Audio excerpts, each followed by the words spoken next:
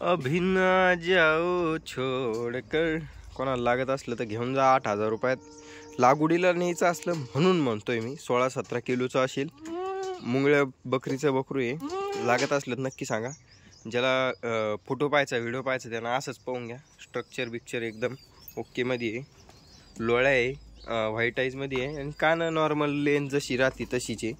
काही खूप जास्त असं क्वालिटी म्हणजे आपण म्हणतो ना 16 इंच आणि 18 इंच तसं काही नाही. पण मग गावरान शेळ्यांना लागवडीसाठी लय नंबर 1 किंवा काठीवाडी शेळ्यांना सुद्धा लागवडीसाठी खूप मोठं माप बनणार आहे.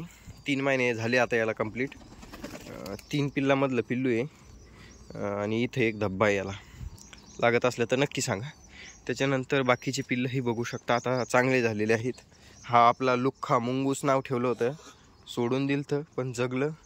त्याच्यानंतर हा याची बहीण आपण दिली 4,500 रुपयामध्ये.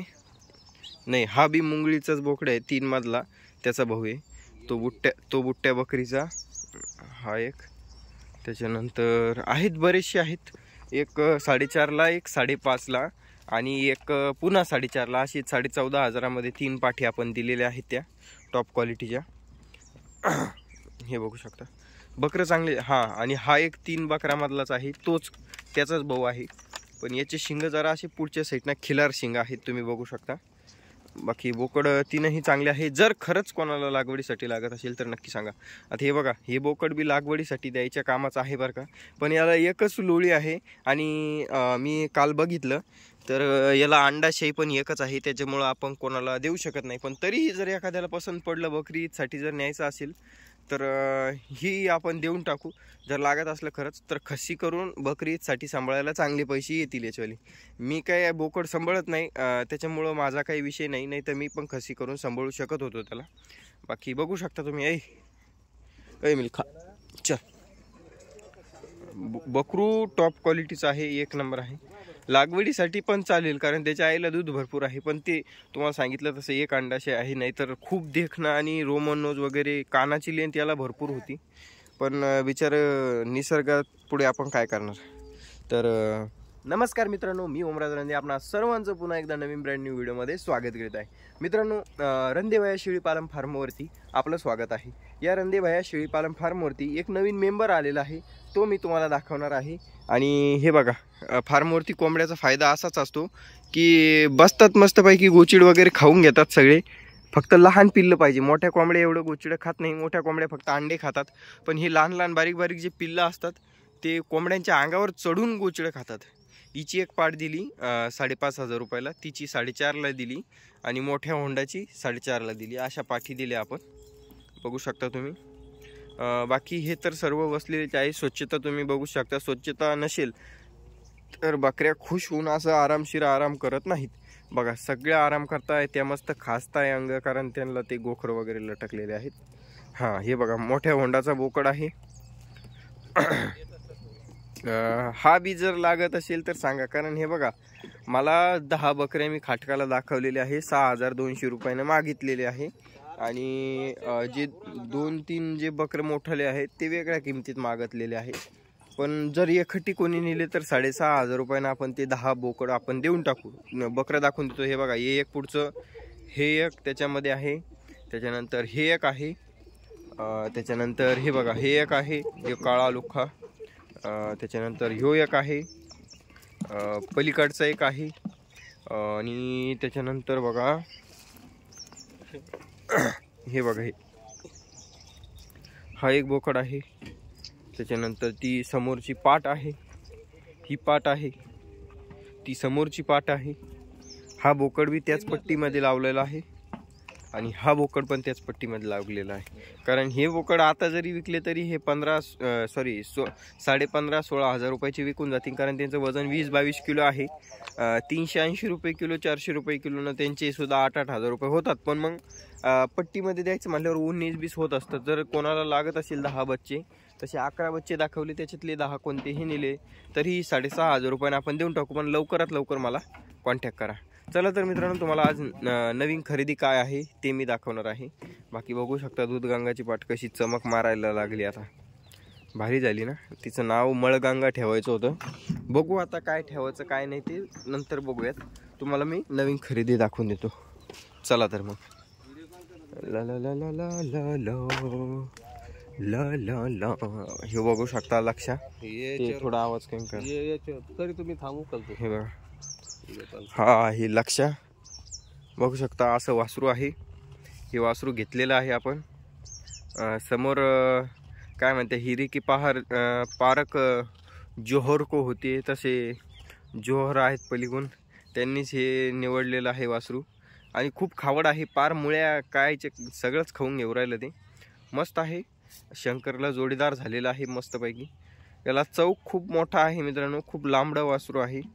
आपला शंकर हा जो आहे तो आपरा आहे, पण हा बघू शकता कसा आहे, खतरनाक. ज्याला खरंच बैलगाड्याचा शौक आहे किंवा शर्यती क्षेत्राचा शौक आहे त्याला कळेल हे वासरू कोणत्या क्वालिटीचं आहे. फक्त एकच विषय आहे, त्याचे शिंग हे पाठ शिंगे आहेत, तर ते शिंग थोडेसे आपल्याला हे करून घ्यावं लागेल, नाही तर ते जुवाला घसडले तर काय उपयोग व्हायचा नाही. बाकी त्याला थोडेसे वर जर केले तर मथुर आणि शिंग पण होतील त्याचेवाले. मग घरचाच जोड मथुर आणि बकासूर. तसं आपला शंकरची जोड ही सोल्जर सोबतच राहणार कायमस्वरूपी, त्याच्यात काही विषय नाही. आणि आपला तो नवीन आहे त्याचं नाव अजून ठेवायचं आहे, पण लक्ष म्हणतोय मी त्याला. शंको उठ, चल उठ उठ चल. हे बघा आमची आनंदी आया.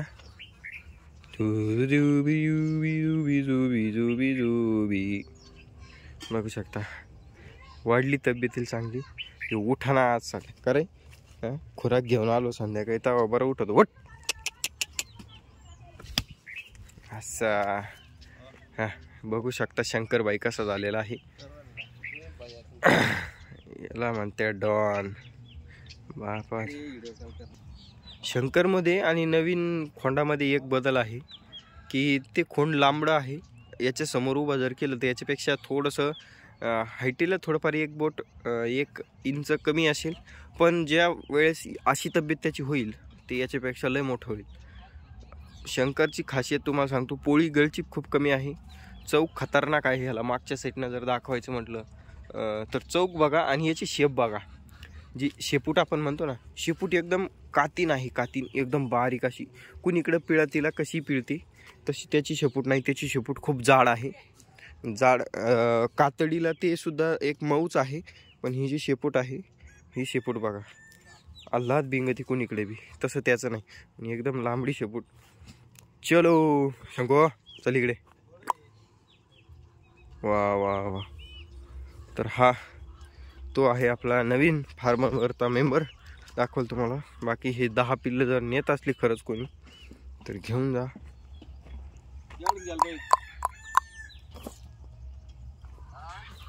कसं घ्याल बाई,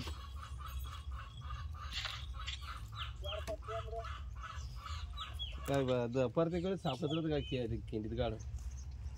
तर मित्रांनो, पहिल्या वेळेस जो आपण शंकर घेतला होता, शंकर हा 4 कोंबड्याने 1 कोंबडा देऊन आणला होता.